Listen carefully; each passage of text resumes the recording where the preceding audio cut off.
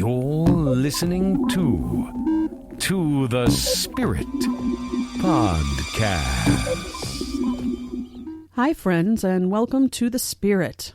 I'm your host, Beck. And I'm your co-host, Steph. Hi, Steph. Hi, Beck.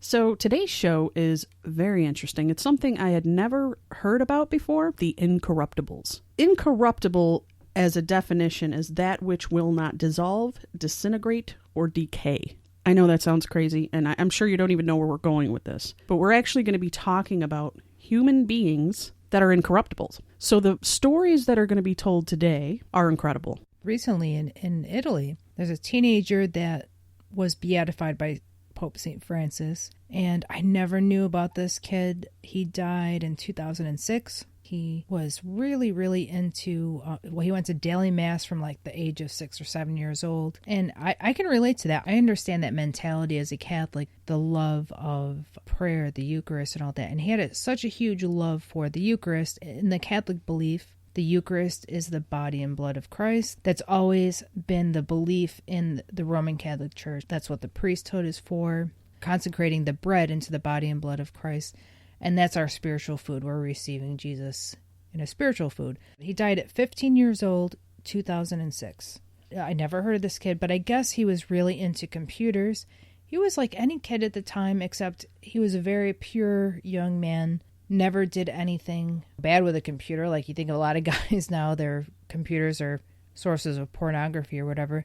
But he actually knew how to make computer code. So he made a database, catalog everything. So if anyone online wanted to look up Eucharistic miracles, they could find them. So he did this at a very, very young age. So they looked at him as kind of genius. And he was a daily mass goer. He was very pious, but he also was like any other boy, loved his sneakers, his clothes. He was very average too as a young man.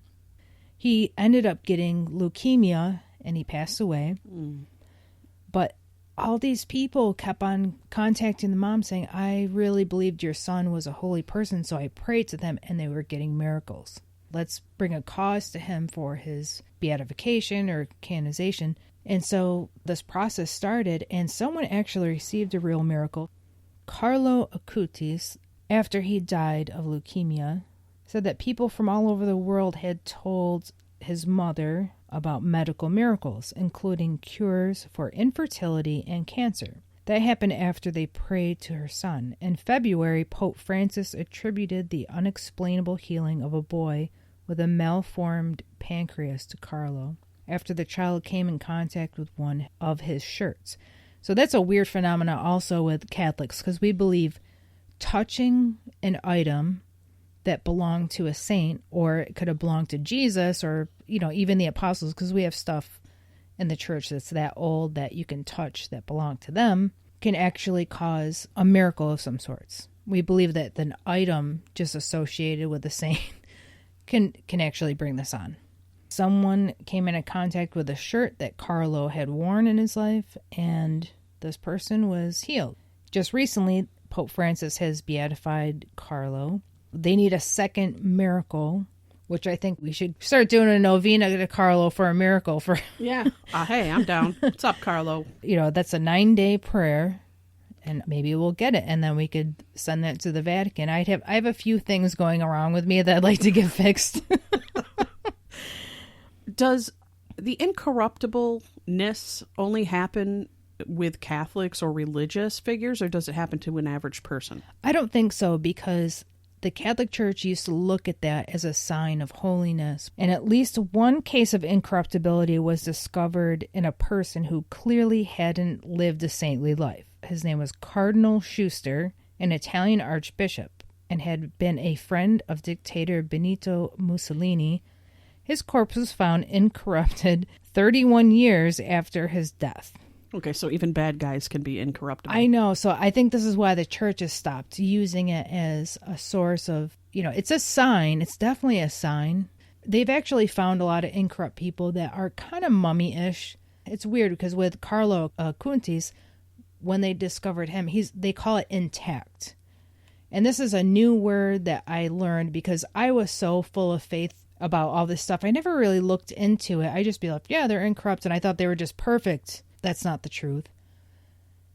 So being intact means that things like, all right, can you imagine if you left a piece of meat out on your counter for days?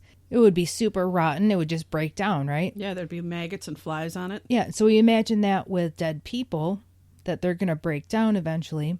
Obviously, if you put them in the ground, I think there are levels of how fast that happens because you're in a casket or you're in the ground. And so a lot of saints, they never had embalming fluid in them. Some of them are so old. I found out the oldest saint that was found incorrupt was Saint Cecilia. Died, I think, in like the 300 or something. I'll have to look that up. And when they dug her up, and this was years and years and years later, they found her in this, looks like the same position that she had died when she was a martyr. So they sculpted this whole marble casket for her afterwards in the position that they found her. And they could still see the wound of how they killed her. None of these bodies have really rotted. Some of them have aged. I even read this, that the Catholic Church says that these bodies are rotting. They are aging. But it's at such a slow rate compared to everybody else's. They are, in a way, preserved, but not totally. Because there's a lot of saints that they have found in really great condition, but have slowly aged. But it's just in a way slower manner. And it is really miraculous because you're like, how can that happen? Now, what I find fascinating is there's no science to debunk this. There's no science to back it up. There's no science at all. They cannot figure out how this happened. So it's not a certain type of person. It's not a blood type. No. It's not the way they were buried, though they've found that people that are entombed tend to be less decayed, but that's even rare. Yeah. So when we decided that we were going to do this show, I had no idea what an incorruptible was. I love the name. It sounds like it would be a good movie. But I started looking into what this was, and I came upon Saint Catherine of Bologna. Am I saying that right? Bologna? Bologna, yeah. Is that Italy? Yep. Okay. She died in, I think, 1463, and she was buried casketless, which is interesting, in the ground. So just the body in the ground. After a few weeks, she was dug up, showing no signs of decay. Now, this didn't exactly convince anyone that she was incorruptible, but the fact that she's been on display since, I think it's 1500, suggests something pretty mysterious is at work. She's seated in a chair among candles at a Catholic sisterhood she oversaw in Bologna. And even though her skin is browned and her appearance is a little shriveled, her continual physical integration hasn't been explained by science. Again, going back to nobody can explain this. Mm-hmm. Her skin is darkened because of all the candles more than anything else. What do you mean?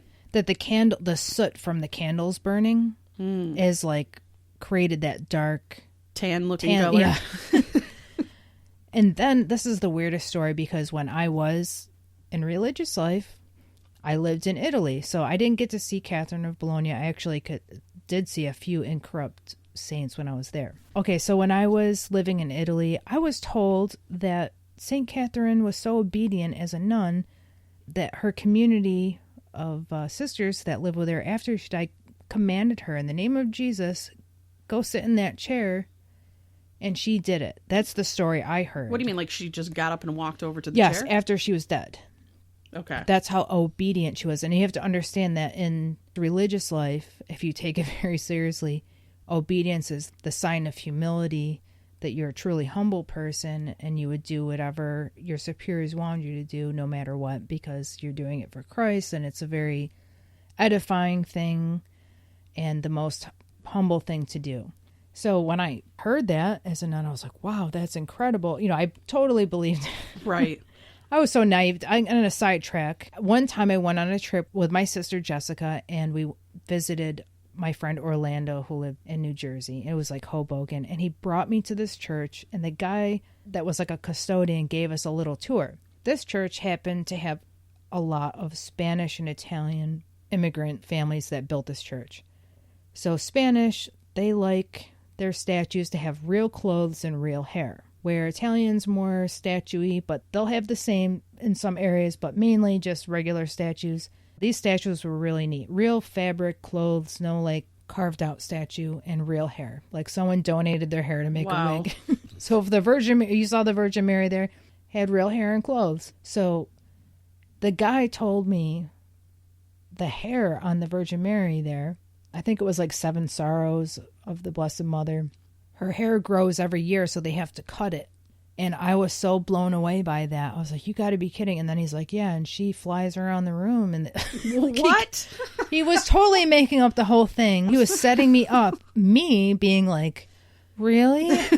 She flies I totally around believe the it. room. Yeah, no, because you hear such weird stuff about Well, that's the thing. saints that I believe everything. It's something you and I discuss often, how paranormal most of these stories are. They're super paranormal, yeah. So it's interesting when you hear somebody that's very devout Catholic. It's not right. It's of the occult. There's always someone, you have to understand, there's the Catholic people that are just the regular people and what they believe. And then you have the educated people and what they believe. And then you have the super educated, the hierarchy of the church.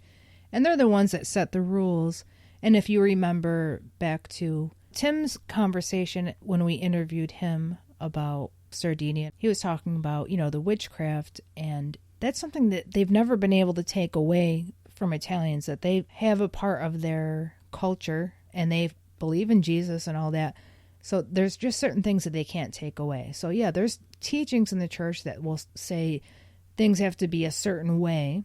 So for example, Saint Teresa of Avila, she had many mystical experiences, and when she went to spiritual direction to say, I'm having these experiences, but I'm not a really pious person at the time. She really was like living a comfortable life, and her religious life, it wasn't really a holy life at all. So immediately, because she was living a somewhat comfortable life, I'm not saying she lived a sinful life, they assumed this is all from the devil, the people that were directing her. So she had to deal with that horrible idea Right. that her experiences came right from the devil. And so this even happens in the Catholic Church. And my point of view is, with ideas that are outside the Catholic Church, is you just have to give some space and understanding. I think there are some things out there that are not very good at all, that are very damaging to people, that lead them down a road that is just like a will-o'-the-wisp, and they have no true solid spirituality. But I always feel like you need room, because if you culturally look at places like Italy, they have so much going on there, where, like Tim had said, in the United States, we try to make everything black and white here. This is why we have these conflicts with spiritual things, where in Italy it's a very gray very gray area. But the Catholic Church they'll declare some things, but if you really look deeply, it's always been all over the place. Back to Carlo Acutis. So when they had exhumed his body, it wasn't that long ago. And so the bishop declared him intact. And this is the first time I discovered that instead of using the word incorruptible like they used to, they call it intact. There's no really degradation. His face looked really good, except they said it was dark. And they said that it could be a little disturbing to people, so they make a silicone mask, which it looks amazing. It looks just like him. I think, wow, the Italians are really good artists. And what I found out also about St. Padre Pio, which I assumed that was his actual incorrupt face. I never knew any of this, but he has a silicone mask as well. So I was like, well, wait a second. Why don't they just leave him be? Maybe people need to see the reality of death a little bit. Now, is this silicone mask clear, or? No, it's something that they probably shaped off their actual face, but they give it more color. It looks more like a person that just freshly died. Oh, okay. But this kind of scandalized me, because I really didn't know they did this. This was a big revelation to me. Right. Now, with St. Bernadette of Subaru, who's my patron, that's who I chose for my confirmation. And if anyone that's Catholic out there understands that, when you become confirmed in your Catholic faith, it's like you're making a promise. You'll always be Catholic forever and ever and ever. You have to pick a saint as a patron saint. And the same thing happens in your baptism. Your parents usually give you a Catholic saint that you're named after. My parents didn't, but it just so happens I do have Catholic saint names for my names. So I kind of adopted them as I got older, but my parents didn't really have that intention. St. Bernadette, she is my patron saint. She's really beautiful. She looks almost model-like. Very poor person, never came from any money. Her whole story is really unusual. But when they exhumed her, and they did it 3 different times, every time they did it after a certain amount of years, everything was intact. She looks really good. And at one point, the nuns decided, okay, we're going to put her on display. And they decided to clean the skin. And that's where they made the mistake, is when they cleaned her, all of a sudden her skin darkened. So they realized we can't do this. And she's still to this day very pliable. I mean, she died 1850s. And she's pliable. Meaning you can move her around? You can move her around. She has no stiffness or whatsoever. They have to change the clothes every so often because that gets dirty. So they have to move her around and put new clothes on her. I mean, isn't that it's like a little weird and dark. It's morbid.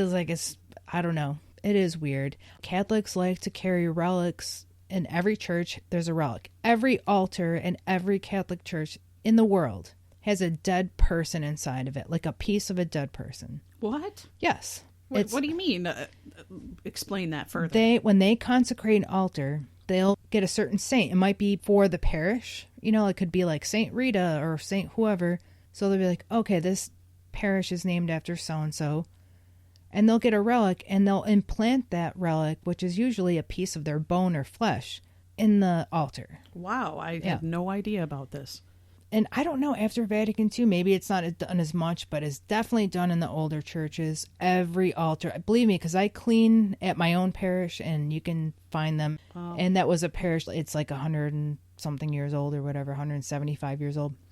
We have so many relics that are in a safe in the sacristy that they take them out on those feast days, and they're all pieces of bone, or sometimes it's cloth. That's considered like a third-class relic, but there's first class, which would be bone or flesh. And then people wait in line, if it's that feast day, and they bring the relic out, and people kiss it. What? And they wipe it with a cloth. This would not go over well now with like COVID. There's no kissing of relics because they don't even put holy water out now because they're afraid of COVID. I wonder if they bless the sanitizer, Yeah.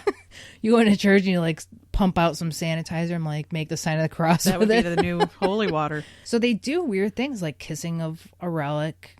It's under glass. I mean, it's under a little piece of glass, but it is kind of weird when you think about it. We're obsessed with body parts of these holy people. Right. I mean, I know every religion has its weirdness. Yeah. You know what I mean? It's not just a Catholic thing. To an average person or to a person that is not of that faith, it sounds nuts.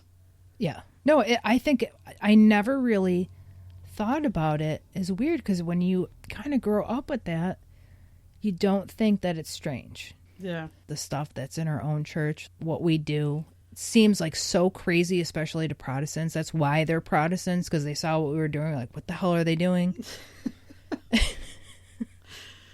So how many Incorruptables are there? I don't know. I'm guessing it's in the hundreds. Oh, wow. That's a lot. I mean, I know you can ballpark it for me. So that was in the hundreds, huh? There's a book out there by Joan Carroll Cruz, and she is the first person I think that compiled a book with all of them.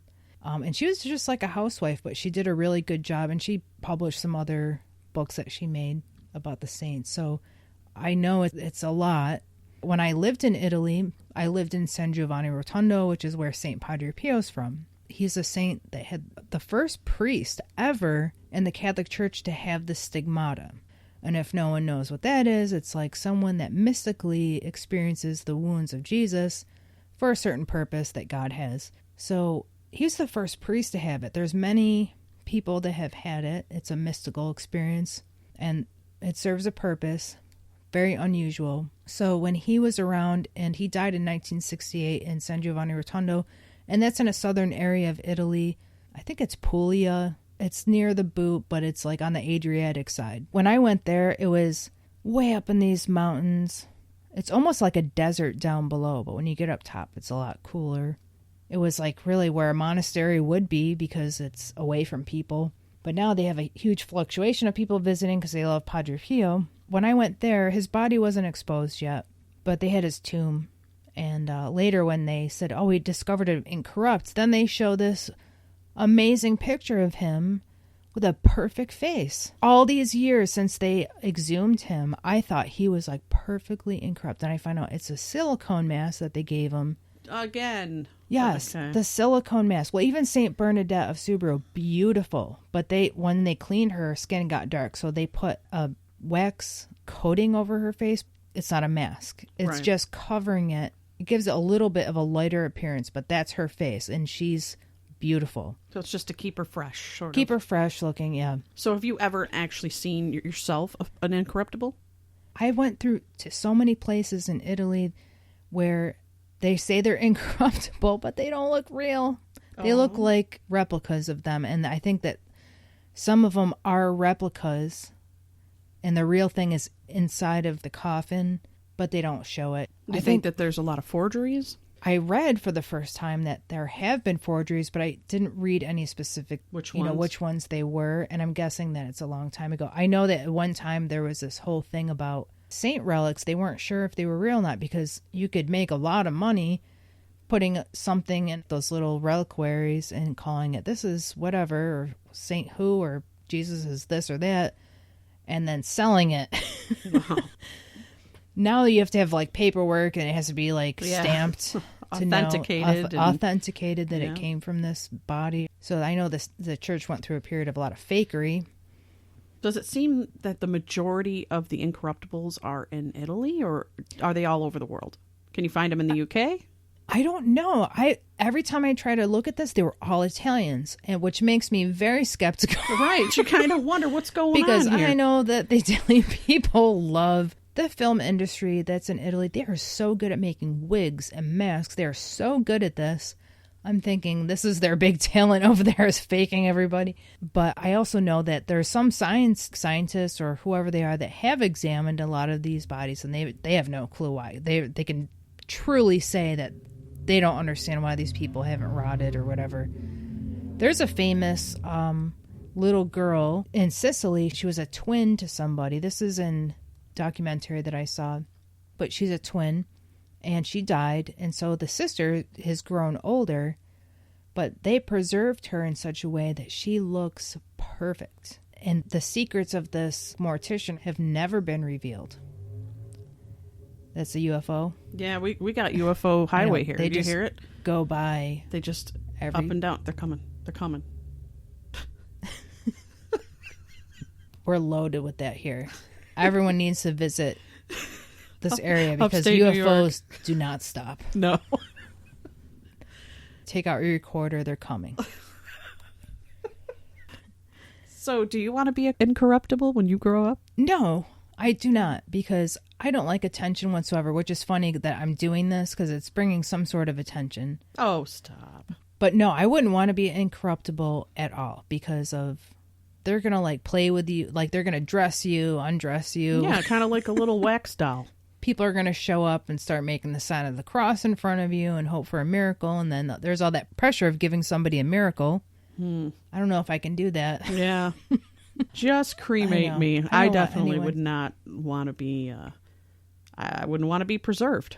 I'm not into that at all. I went into a chapel in Rome that was all made out of bones. They had 7 or 8 small chapels.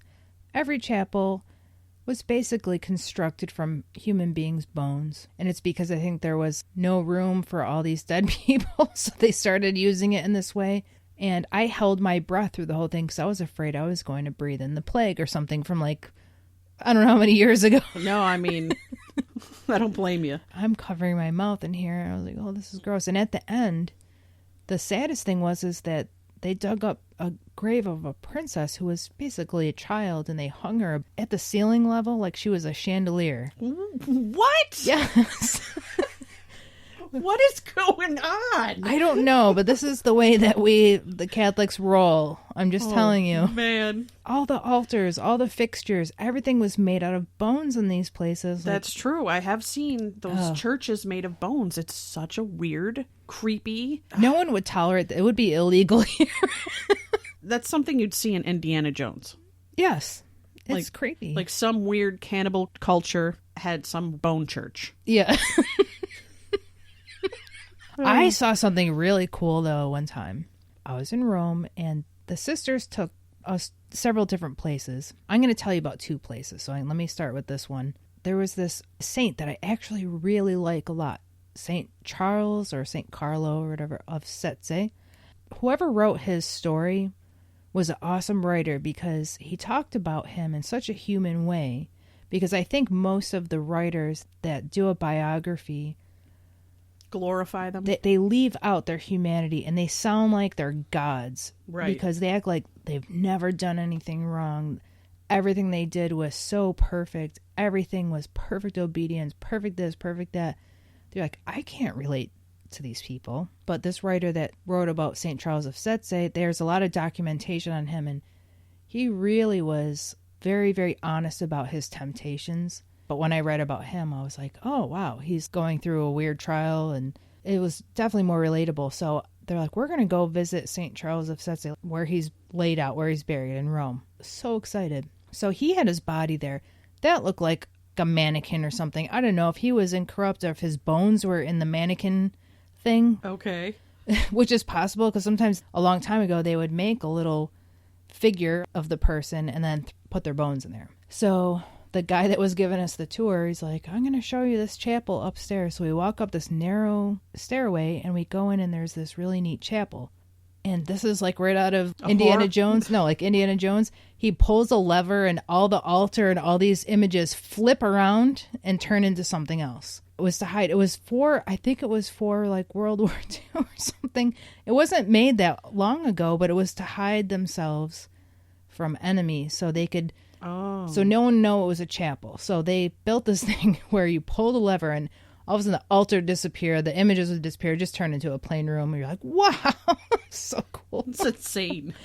Now, the other place I visited in Rome that is unforgettable, and I would recommend this to anyone, it's the Church of the Holy Souls, and it has a museum for the souls in purgatory. This church feels haunted. You go in there, and it is so spooky feeling and dark feeling. I've never been in a church. But most churches feel haunted. A lot of the old ones Some of them do, but not like this. I'm telling you, this was the most different I've ever felt in a church in my life. Every church has a different feel. The museum has a lot of artifacts of souls in purgatory that make contact with someone in this lifetime. Like they have a burned hand on a table. Like they have all these weird artifacts. But the moment you got in there, you felt this feeling that I cannot explain. Is it oppressing? It's oppressive, but not so oppressive that you feel sick or anything. Nothing that negative. Just that presence. It feels haunted. It feels super haunted. It feels like you are in like a vortex, that maybe the souls are going there for whatever reason, but it is different. And I definitely was like, wow, never experienced that type of energy before anywhere. It was so different. This all sounds so horrifying. You've got incorruptible bodies. Yep. You've got saints that are doing insane things. You've got Indiana Jones and the Temple of Doom skull churches. And you've got the Purgatory Museum where there's scary hauntings. I can't think of anything more apropos to talk about in 2020. But this was so enlightening. I'm glad that you explained this. I would have never, ever thought to research this. I would have never even known about this. Well, what I would say would be, if anyone is interested in seeing the Incorruptables, there's a lot of images, especially St. Bernadette, who's my patron. She's beautiful if you want to see something very unique. So you just Google them? Oh, you can Google them. There's a ton that you can view, but not all of them are a great picture, because some of them are like in a glass casket, or case, so you don't get a super close-up of their face. Also, if you want to learn about the Museum of the Holy Souls in Purgatory, which is in Rome, Italy, and it's a church, but there's a museum in there, you can Google that one. It's a place where they have to learn a little bit more or experience a little bit more before they go to heaven to purify themselves. Yeah, research it. It's not just some crazy talk from some crazy chicks on a crazy podcast. Well, Steph, we're rounding out the end of the show now. If you want to get a hold of us, best way to do that is probably to just send us an email to thespiritpod@gmail.com. Thanks for listening. I'm Beck. And I'm Steph. Don't forget to moisturize. That's right. Or you might not become an incorruptible. That's right. Bye, guys. Bye. To the Spirit Podcast. Supernatural Science. Aliens. I'm ghost. Psychic. Mystic. Spirits. Divine Source. Heaven. The dead. It's magic.